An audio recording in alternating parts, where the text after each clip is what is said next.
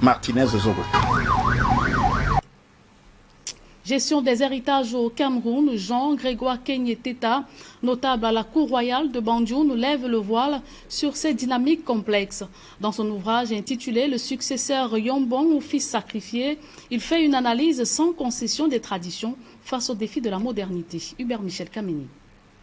En Afrique et plus particulièrement au Cameroun, la disparition d'un parent ouvre inévitablement la délicate question de sa succession. Le moment de la lecture du testament et de l'application des dernières volontés du défunt se heurte bien souvent à de vives oppositions. Loin de s'apaiser, les esprits s'échauffent et de nombreuses familles se déchirent autour de ces questions d'héritage, faisant aujourd'hui de la succession une véritable problématique sociétale. Là où il y a des disputes, c'est qu'on a laissé quelque chose. Et c'est un honneur pour le défunt. La question, c'est comment valoriser l'héritage en respectant le testament du défunt, mais en maintenant uni aussi toute la famille. Au lieu de s'unir afin de pérenniser et de faire fructifier le patrimoine et les œuvres du défunt, certains enfants déploient toutes leurs énergies et leurs moyens pour contester les décisions établies. Cet investissement, ça aurait pu encore enrichir le capital de la famille.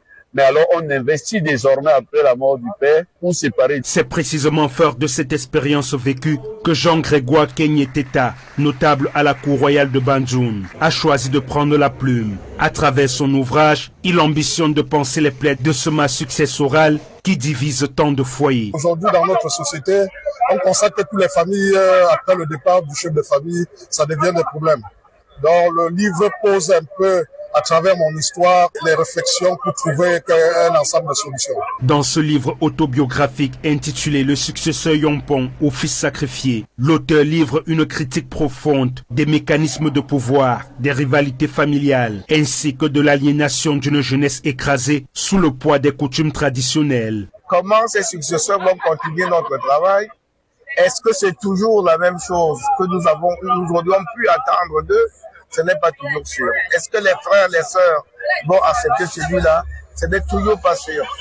Donc, je crois que c'est un rendu qui permet aujourd'hui à la société de manière globale à engager la réflexion sur cette question parce que après la mort, il y a une vie, la vie de sa progéniture. Est-ce qu'on est sûr que lorsqu'on va partir, notre progéniture va continuer à se comporter comme si nous n'étions pas partis? Si la désignation du successeur du vivant de son auteur apparaît comme une solution pour désamorcer les conflits, les pratiques varient néanmoins selon les différentes contrées. Dans la société de l'Ouest Cameroun, ce serait très osé de désigner son successeur de son vivant parce qu'on aura raison de lui tout de suite. Mais dans les sociétés comme la mienne, dans l'Ombam, chez les Yambassa, le successeur est naturel. C'est l'aîné qui prend automatiquement la relève, sauf s'il a montré des signes de malhonnêteté avérée ou d'indigence.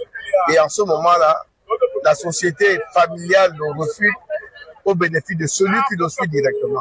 Au cours de la dédicace de ce livre à Douala, l'on retient qu'assumer une succession est loin d'être long fleuve tranquille. Avoir la capacité de rassembler, de composer avec les susceptibilités et de manager l'ensemble des sensibilités, y compris celles de ses opposants, constitue l'essence même du sens de la responsabilité.